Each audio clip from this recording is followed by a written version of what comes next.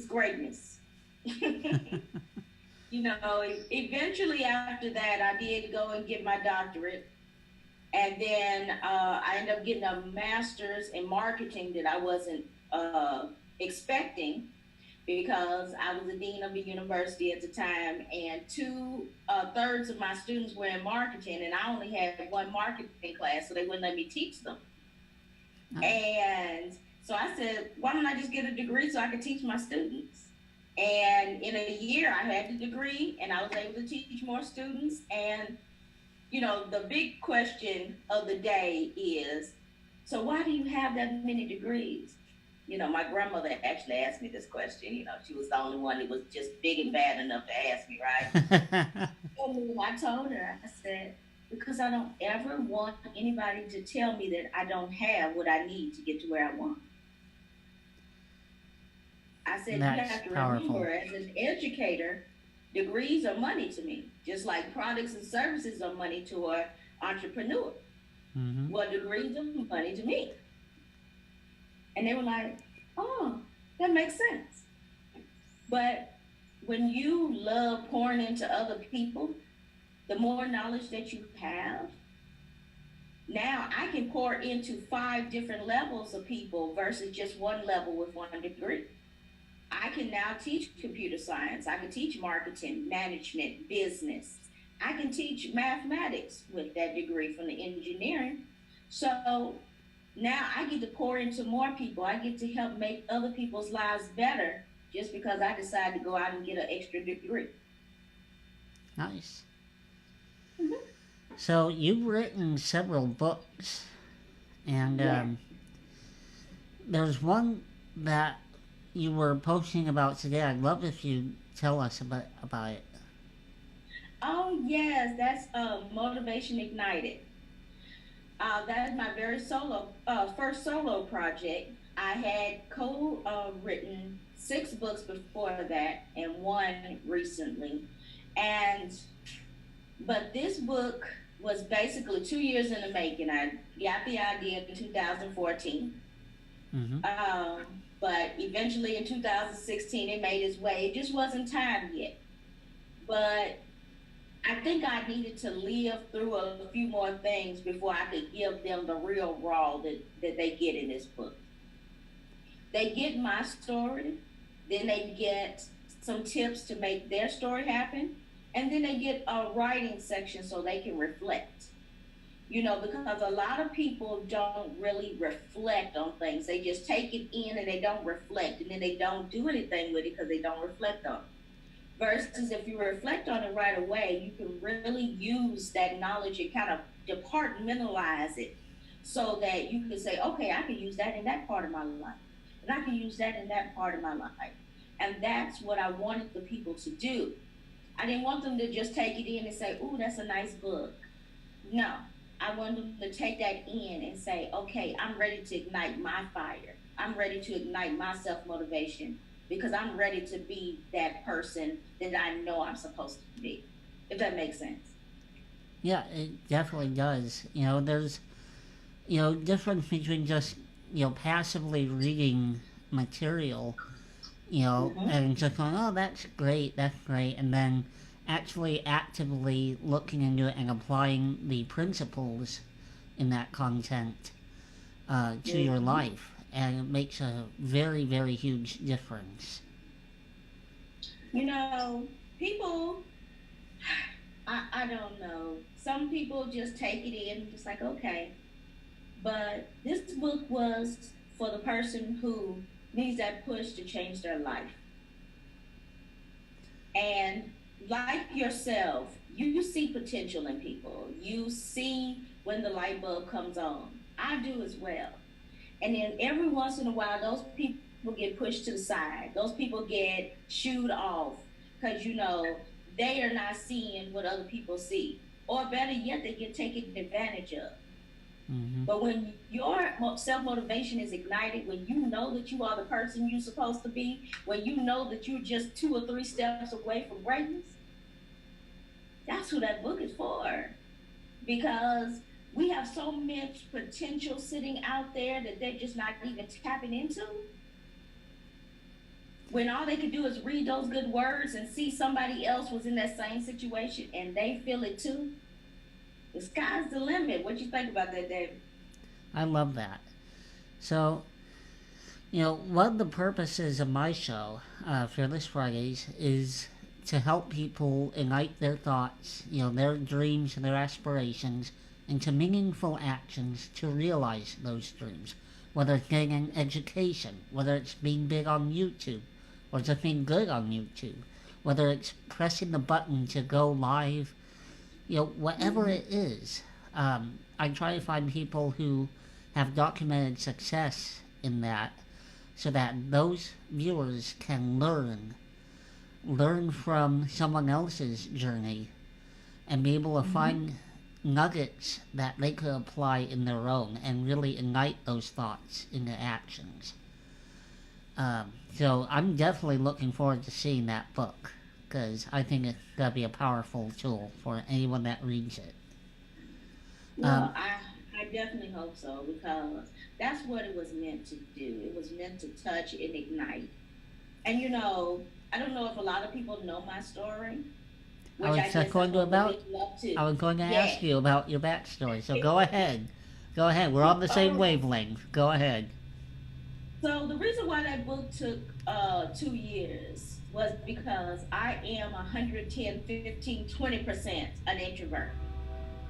And I was that person that thought that nobody cared about what I had to say. I was that person that they just shooed off, that they just said, oh, okay, she's just going to be that person in the background. She ain't interested. We ain't interested, whatever.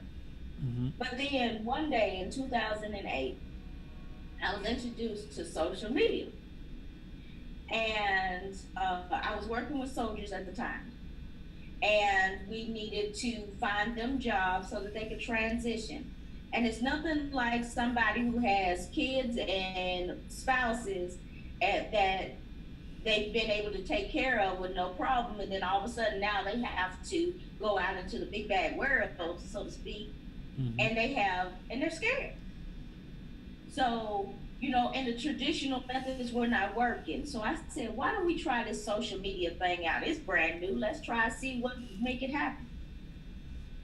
And then, so I started connecting the soldiers with employers and bringing the people in there and giving them classes about how to put themselves out there. Mm-hmm. But in the process, I was finding my voice. I was putting out information that people didn't know about. And they started resonating with that. And then they started asking me, hey, how do you do that? I want to be more like that. How do you put your voice out there? Do you know how much of a difference you're making? And then the testimonials came. Because of what you did, because of your group, that changed my life. I didn't think I was going to have a job. I didn't think that I was going to be able to feed my family. I didn't think, and I mean, and for somebody who went from, oh, we don't care what you think, you don't know nothing, to, oh my goodness, thank you for helping save my life. That's a big leap. That's a big leap. And when you realize that people are feeling the same thing you're feeling, and that the things that you have inside of you are able to change your life, this is the big nugget right here, though. That's when you realize that your dreams, your aspirations, your purpose are bigger than your comfort zone. And it's time for you to step out there. You step out, you feel the fear, and then you do it anyway. The prime example of Fearless Friday. You feel the fear, acknowledge the fear, but you do it anyway. Because there's people waiting on you and your gifts. And who are you to stop others from elevating just because you want to sit up under the couch, on the couch cushion? Or you want to sit up under the covers? Your dreams, your purpose is bigger than that. So it's time to step out there. And that's what I had to realize, and a lot of other people have to realize too. But the moment I did, now I've been able to touch a lot of lives. And I've been able to live in my purpose, and that's the greatest gift. Yeah, So let me ask you, what was your life like growing up? I'm curious Oh about wow, this. that's a good one. That's a good one. So I was the typical nerd. So you already know how my life went.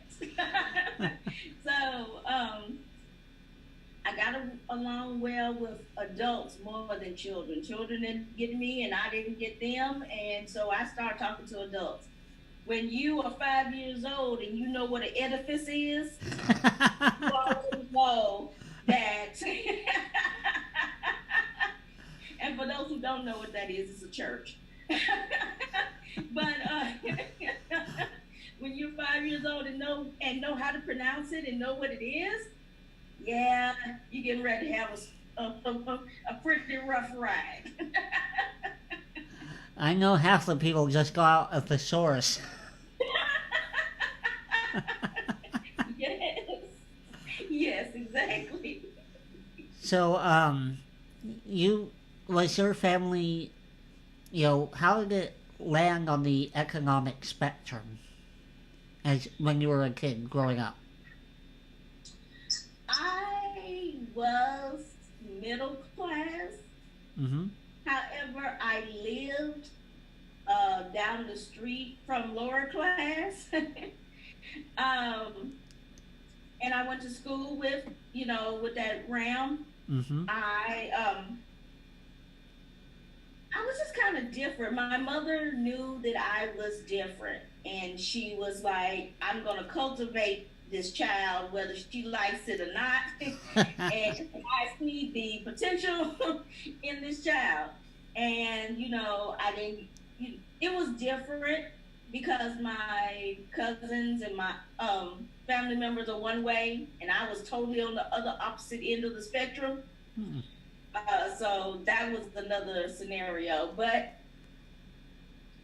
I think that having that look humbled me a lot because I understand all different types of person.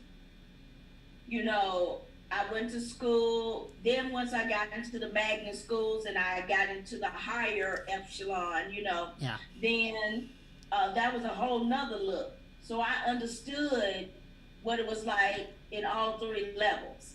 And it helped me develop and be able to talk to whoever I need to talk to, whoever my audience was, and I learned how to tailor accordingly. So that was definitely a good skill for that as well. I hope that answered your question. Yeah. The what that reminded me of, I was interviewed earlier today by Stacy Lynn of Bible News Radio, Mm-hmm. and one of the things that we were talking about is perspective and how by intermingling with people from more than one culture, one economic standpoint, one political standpoint, we are better able to understand the bigger picture because that experience gives us a wider perspective. Just as you said, being able to be around lower, middle, and upper economic classes. Oh, yes. Perspective plays a big part in everything we do. I mean, even us as live streamers or YouTubers or, Hmm. just entrepreneurs in general. There's It's always an all about audience. success is how people perceive us. Yeah. One of the things I wanted to point out is that you did not grow up, um, rich. Oh, Because when people hear, oh, she has so many degrees, they think two things. One, you're either um, giving your grandkids college tuition debt, right. or that you come from a well-to-do economic background. And I want to show that having that amount of education is very attainable. You don't have to come from a white collar family in order to accomplish that. So if anyone is watching this and thinks that education is still out of reach, there is a way. And Oh, so Dr. Finch is proof of that. oh yes, go for it. And there's a lot of different occupations where you don't maybe need as much education as I have. You may just need a certification, but research it because it's amazing. And then the degree that you have, that still may not be the job you end up in. Mm-hmm. Sometimes they just want to know that you have the discipline to get a degree. Yeah. And that opened a lot of doors. They want to know your skill set, and that helps as well. But just having the discipline to go and do one has helped a lot of my friends grow leaps and bounds. One of my friends works for the robotics unit of Amazon, and his college degree is in physical fitness. Right, right. He trained to be a personal trainer. That was his college goal, and now he's doing robot programming. And it's funny because he's telling us that. I'm like, man, that that was shocking to me to hear that. But it's true. A lot of employers, it's not so much about the topic; they just want to know that you can do it. A lot of people are shocked to find out what I used to do.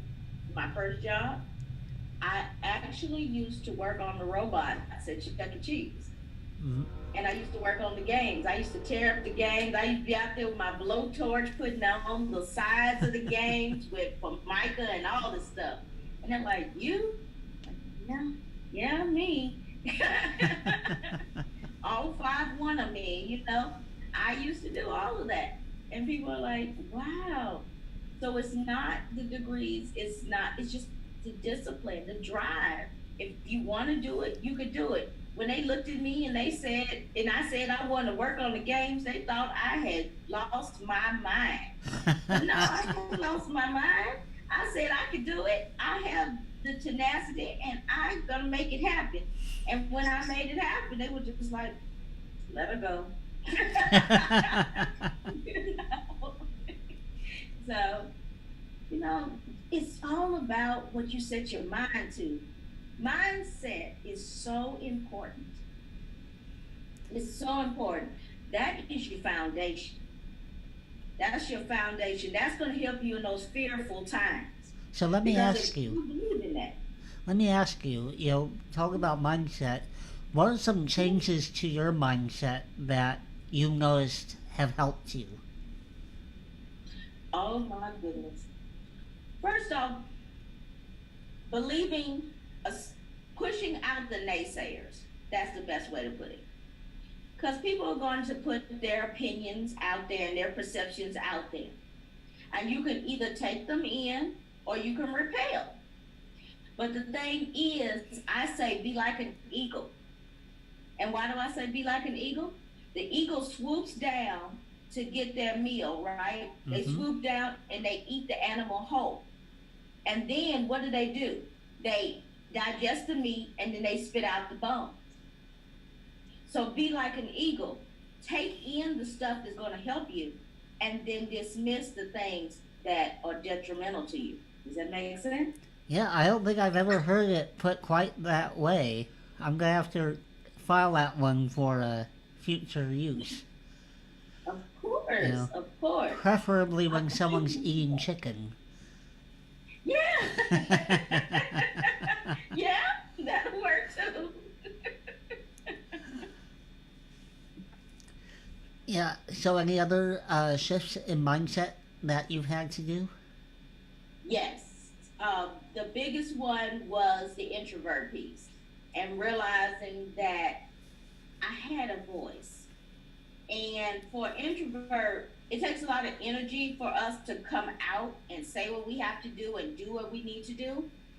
So it takes a whole mind shift just to get out there in the morning, and people don't understand that. But the mind pattern where it really connects is the fact that if I don't, then who is that going to affect? Mm. It's not just me. And as we learn in life, especially us that are motivators, Mm-hmm. is that it's not all about us. I tell you, it's not all about you, boo. Not all about you, boo. It's about the people who you are here to touch their lives. So if you don't touch their lives, if you're not that catalyst to their greater, if you're not there that day to be that catalyst, then where does that leave them? Mm-hmm. So you always remember that you matter. You matter. Every day you wake up, you matter. And that's the biggest mind shift. You matter. When you don't show up, that matters. When you don't do what you're supposed to do, that matters. When you don't say what you're supposed to say, that matters.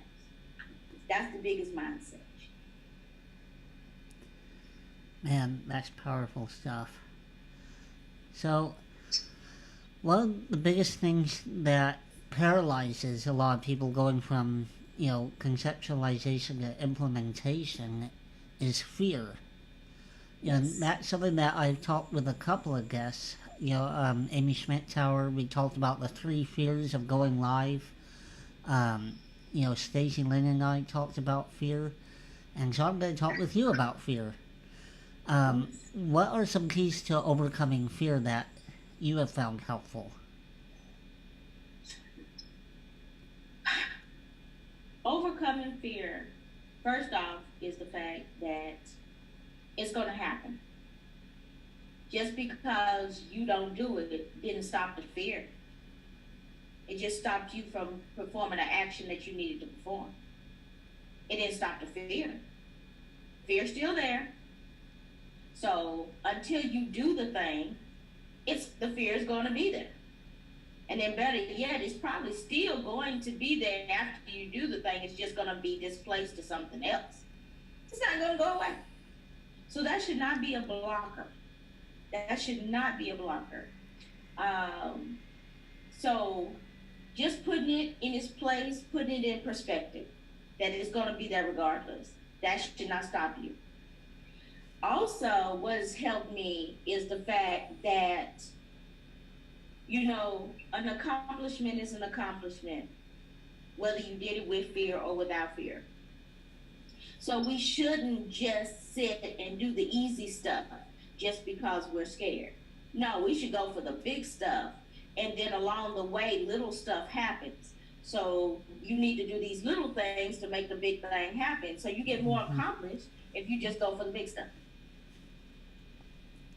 So that's what helps me with that. And then finally, I want to reach my potential. I'm always striving for greatness. And I can't get to greatness if I'm blocked by fear. So every time I think about the fear, I think about my greatness and the fact that it's out there waiting on me on the other side of the fear. If that makes sense. Nice. So let me ask you, we're going to pivot a little bit. What got you on Periscope and live streaming in general? Periscope came out in March, and I saw the app, and I said, well, shoot, I got all the other social media. Let's try this. So I signed up. Well, I didn't touch the thing for 2 more months, probably till June or almost June. And one day I said, I'm going to do a Periscope. Well, I looked at it, and I had 150 people following me just because of my name alone. Hadn't Periscoped the thing. I said, well, okay, if they don't follow me, I need to give them something to follow for. So my very first Periscope was me waiting on a Women's Speaker Association Twitter chat. So I explained what a Twitter chat was, and people started coming on and asking me questions about it, and I just was talking, and I said, oh, yeah, I can do this. I can do this. And, it's the best thing for an introvert because all we see is us. And we can read all day long, but we don't see any facial expressions. It's not taking us out of our comfort zone. And all we see is something that we're comfortable with. So I said, this is on point. I said I can read all day long, and the next thing you know, I just got addicted to it, I guess, so to speak. And that's my. And I've been live streaming, and the rest is history. My very first follow on Periscope, the very first person I followed, Joanne Pham. Oh yes, Harry Be- girls. because she was just so animated and so crazy, and I'm like, okay, I like this person just because she's that nuts. You know, you can't not like her. Right, And right. then she formed the Perry Girls, shortly after, because I joined the app and started using it in April of 2015. And Mm-hmm. the way I found it was through a YouTuber who I support his wife through Patreon, and he was showing concerts, pardon me, concerts of her singing. So I was tuning in for that, and then I started exploring the app, Mm-hmm. and I got hooked. Now I do a weekly show, and I go all over the place. But it's such an amazing journey. And you were talking about the app being really good for introverts. One of my friends, her name's Emma Jasmine, she started out just, super, super introverted, even on Periscope. But over the past year and a half, she's just gotten so much more comfortable, more outgoing. She's laughing a lot more, smiling a lot more, taking risks. It's been really nice. And all she does is just, press that button and talk. Exactly. No Exactly. frills, and she's just a total sweetheart. It's been great getting to see that progression. So, You know, I agree with you. I agree with you. I've seen so many. I have a little group on Facebook, and it's called Scope Mastermind. mhm. And we come on there, and it's been so many that have grown. They were so scared to push the button, but we give them topics like why 2017 is going to be my year. And they get to talk about all the good things that's happening to them and why they're moving towards that greater.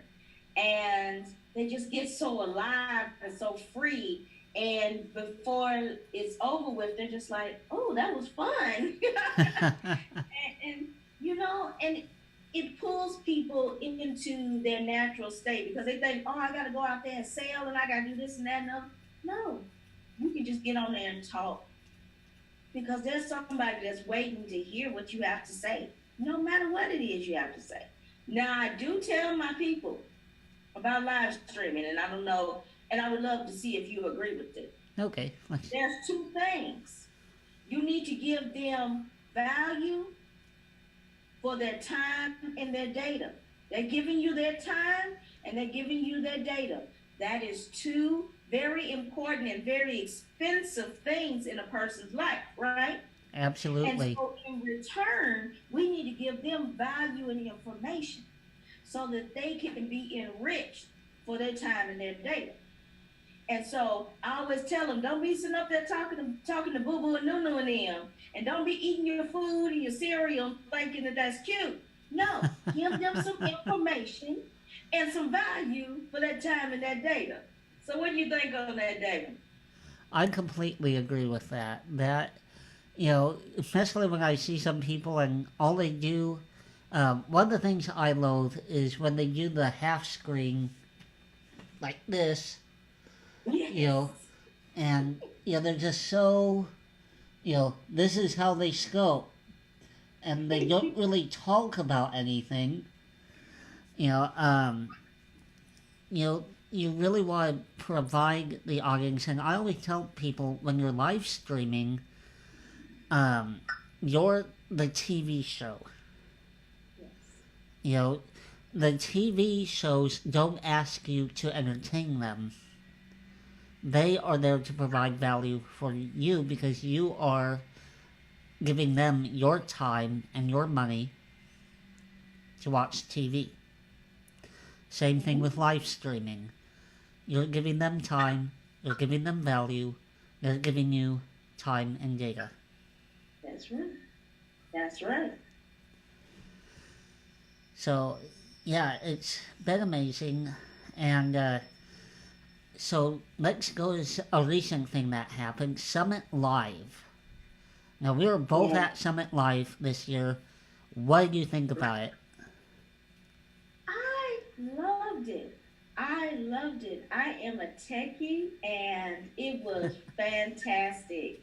I love the fact that people come together and talk about different ways to enhance people through Mm-hmm. live streaming. I love that. That is awesome to me.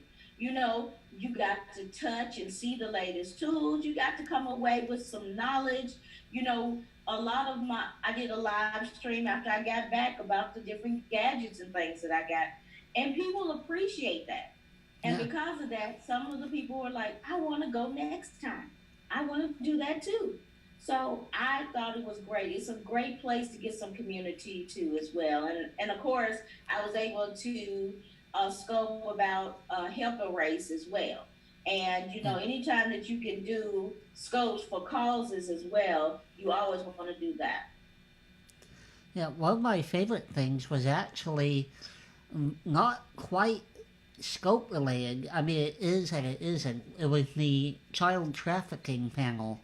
Yes, yes, That I yes. felt was really powerful. Not so much in that, it didn't talk about gadgets. It didn't talk about, how to build your audience or be an influencer. It was about how to save lives.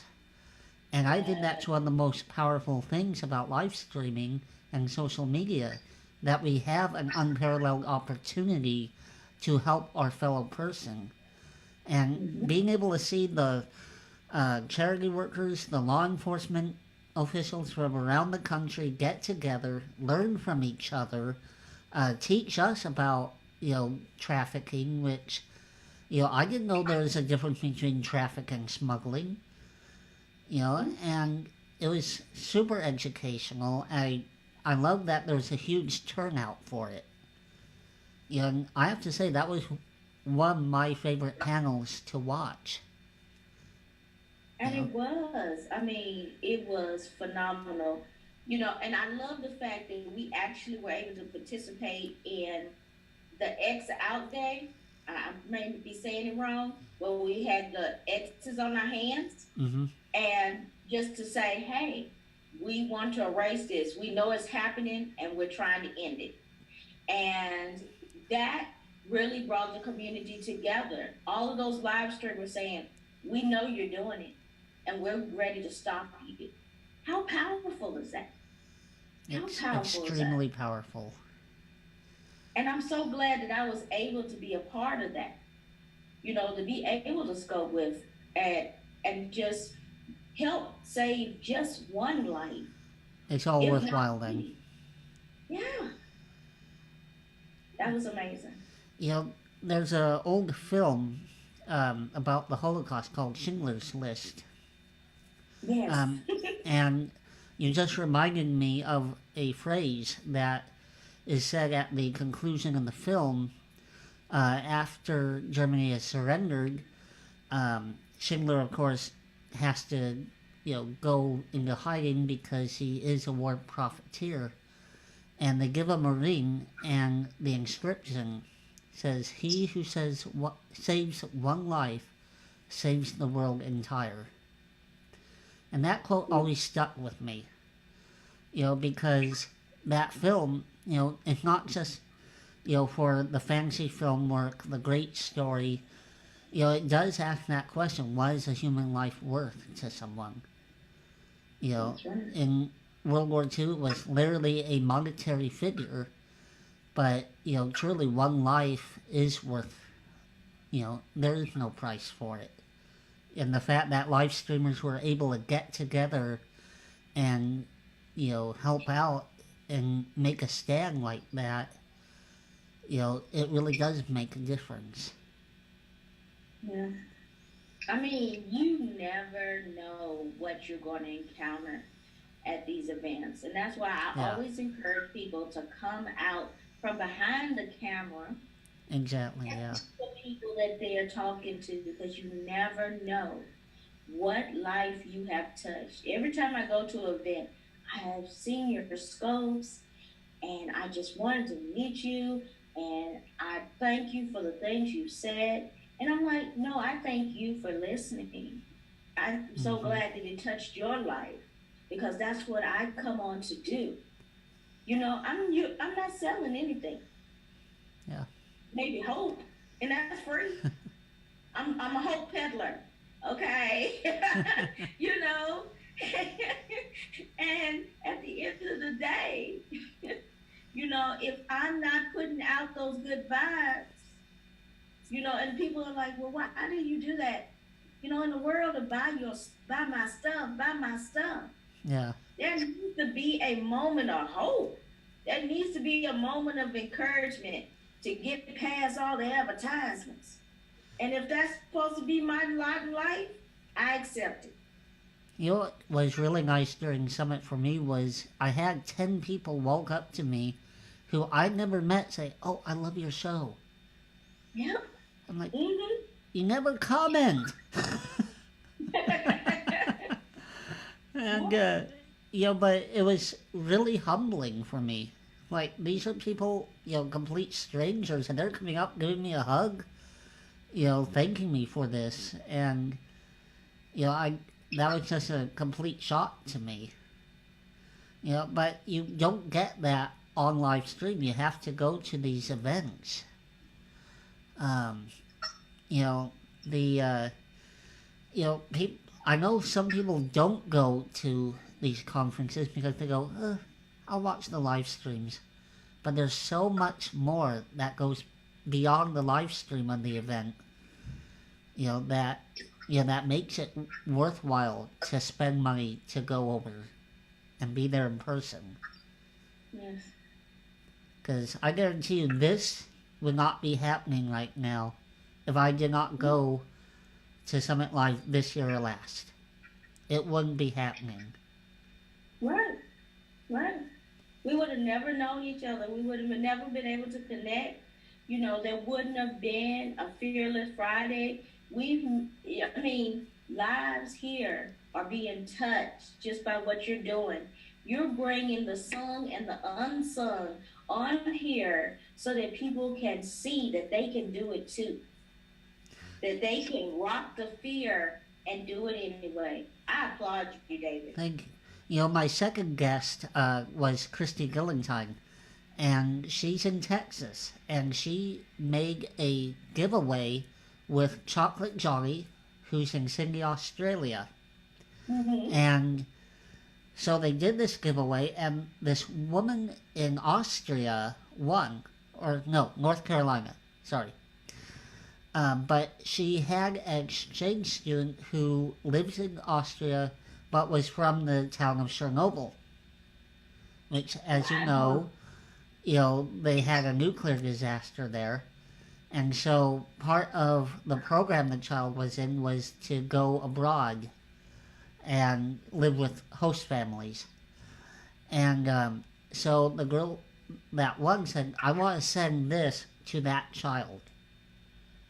Aww. So a woman in the East Coast helped the woman from Texas who did a giveaway with the guy from Australia send this kid from Russia in Austria a chocolate surprise. That's the power of live streaming. You already know. You already know. These lives, the reach that we can touch people is phenomenal. And especially now that, with the Periscope VIP, they're opening it up to even more once you get onto those lists. So, I mean, my goodness. I mean, the International Women's Day, people did those scopes and they were touching 4, 5, 6, 7,000 people when they may have only hit 100 at one point. A lot of people were touched by this live streaming. Yeah, I mean, we need to get on board. If you got a message, you need to get on board, right, Jen? Absolutely. And we do talk numbers, and I know at the last summit, numbers were a big thing. Yes. But to be honest, I've never been one to really ask for hearts. I've never been one to ask to share out.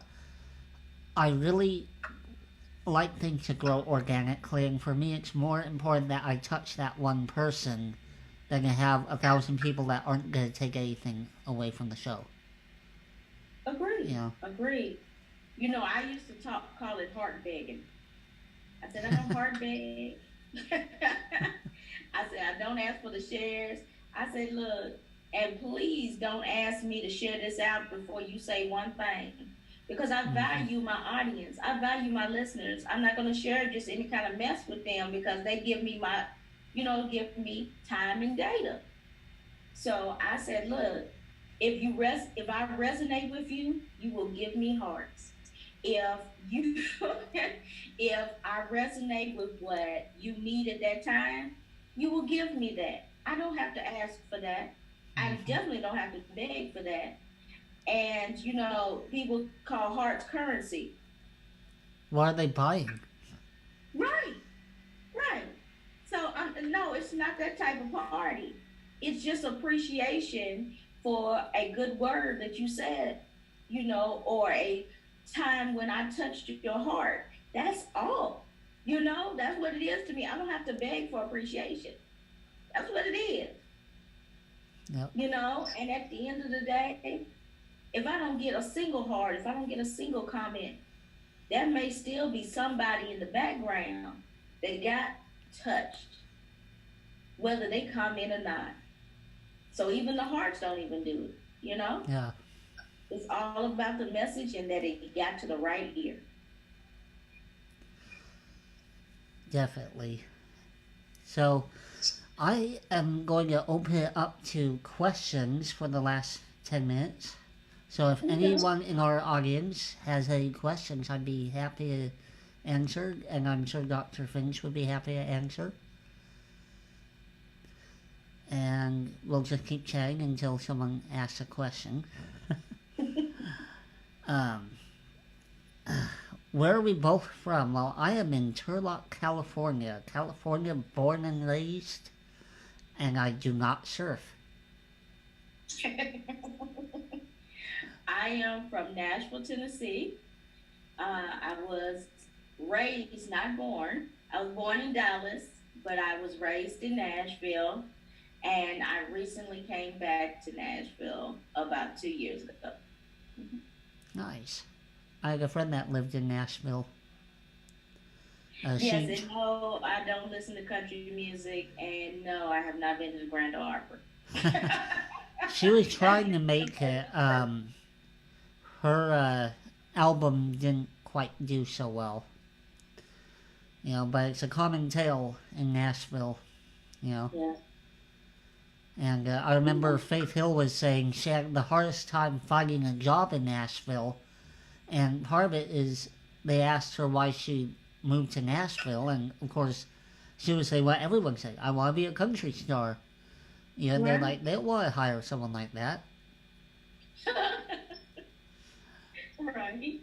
Yeah. Well, that is one thing that I have never said. I have never said I want to be a country star. But I dig it. Yeah, I enjoy several types of music. I had a Silvika Roska as one of my guests, and I literally shut down my computer after the show.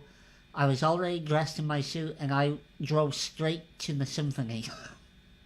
Because I bought tickets for Beethoven's Ninth Symphony, which is Ode to Joy, Joyful, Joyful. And it was playing locally with a soprano I know. And so I didn't realize at the time that I had booked them an hour apart. And so I was rushing, and I literally got there about 2 minutes before they started. So I was knocking over the host to go get my seat. Yes, yes. I mean, it being that way sometimes we got to get there and we got to make it happen. Yeah. But I mean, I, I really never, I don't get to reflect on, being from Nashville as a tourist would because, I've always been here. Just like you Yeah. don't see California as woo, you know. Oh, I do. I love all the different places in California I get to go to. 3 hour drive, I'm in Yosemite. Oh, nice. And sometimes what I'll do is late one night, I'll just say, you know what? I feel like photographing Yosemite tomorrow. So I drive up late at night, grab a motel room, get up at 3 in the morning, and I head into the valley to get there right before dawn. And So that's beautiful. That has inspired me because, we were talking at Summit and you talk about all the different things you get to see. That really inspired me to start seeing Nashville as a tourist. it changes things. You start to appreciate different things, you know. Because, like, by the way, if you ever do visit Yosemite, early Mm-hmm. morning or, you know, evening time, basically when the flock of tourists goes away, you really Mm-hmm. get a sense of what it was like for the pioneers that came across the valley. Mm-hmm. Because it's so majestic when it's quiet and all you have is nature, Mm-hmm. you know, and be prepared for any kind of weather. Because one time I Oh, went in, the weather changed 4 times in as many hours. oh my It goodness. started snowing on my way out. Oh my goodness. Yeah, I'm not a snow person. I lived in Colorado for 7 years and I've had snow up to my waist. I was done with snow. I was done. So yeah, I get it. I've noticed that even when I was living in California, I was actually in Irvine for a little while. hmm And when the sun goes down, that's another type of temperature. yeah, yeah, it's amazing, and photography is one of my outlets, to get my creativity and also for meditation. Just Hmm. being alone in Yosemite, I have some awesome pictures. One which my mom, even like a month ago, said, "Don't ever do that again," to get the shot because it was the day the Merced River flooded the valley floor, Oh and yeah. I was out on a rock, and I got this great photo of the rapids. So she's like, "Don't ever do that again." No, we don't want you to drown for that hot shot, though. Yeah. Retrospect, I realized how dangerous it was, but I got the shot.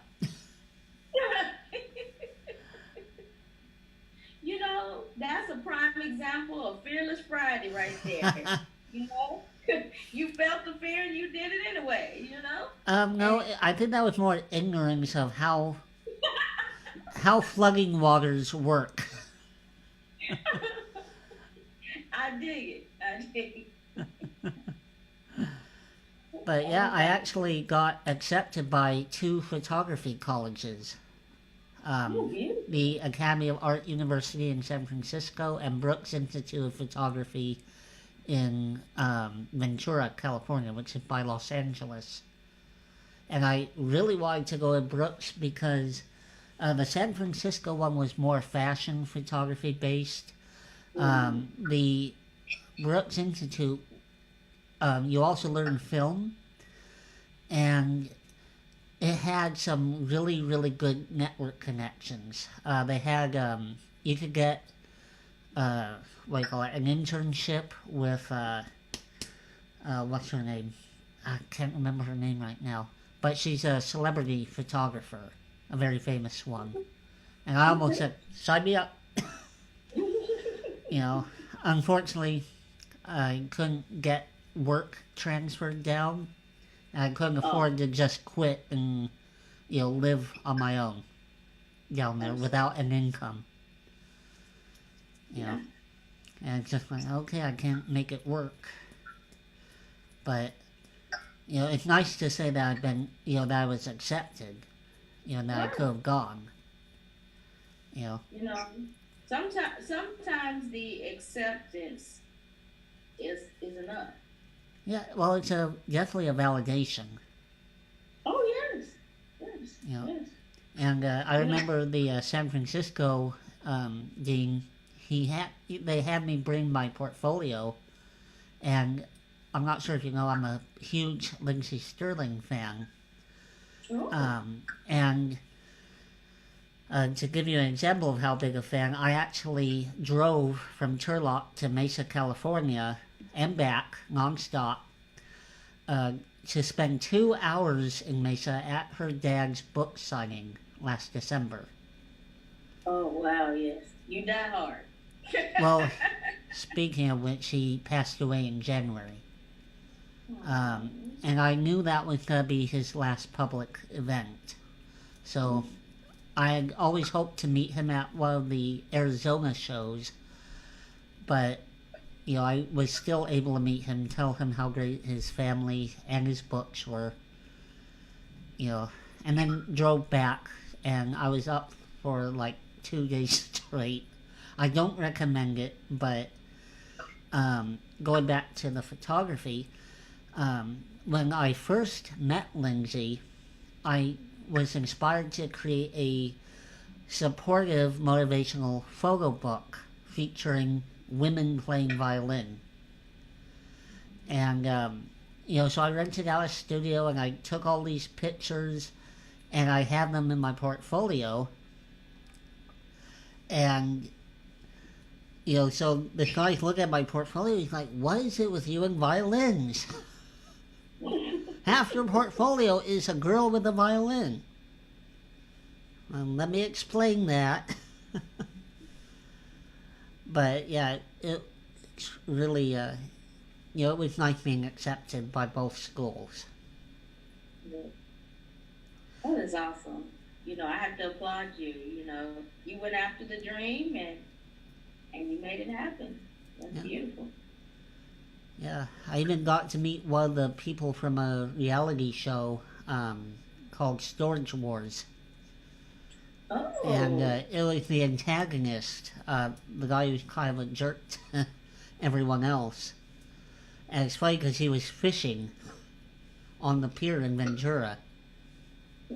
And I didn't realize it till after I walked past him and I just walked like, wait a minute, that's who I thought it was? And I turn back and then I go down to the end of the pier and I see his van. And, yep, it was him. see? Yeah. You know, I like that story because, you know, you were just out there doing David, and then here comes this miraculous event. You know, you never know what's gonna happen if you know just go out and do it. Yeah. You know, fear could have stopped you from having that event. Yeah. Well, it was, you know, a lot just to drive down and, you know, book a hotel room and, you know, I even tell my parents about it. I just did it. Right. You know, they said, we're having an open house. Come get a tour and, yeah. And it's Annie Lebovitz. That's the photographer's name. Beautiful. So we are out of time. I want to say thank you, Dr. Finch, so much. You're an excellent, excellent guest. Thank you. I appreciate the opportunity. And then, of course, I would love to have you on my podcast as well. Yeah, so stick around and we'll arrange that. So thank you, everyone, for tuning in. I appreciate your time and your attention. So thank you so much. And have a great night. And remember, be fearless. And we're off. All right.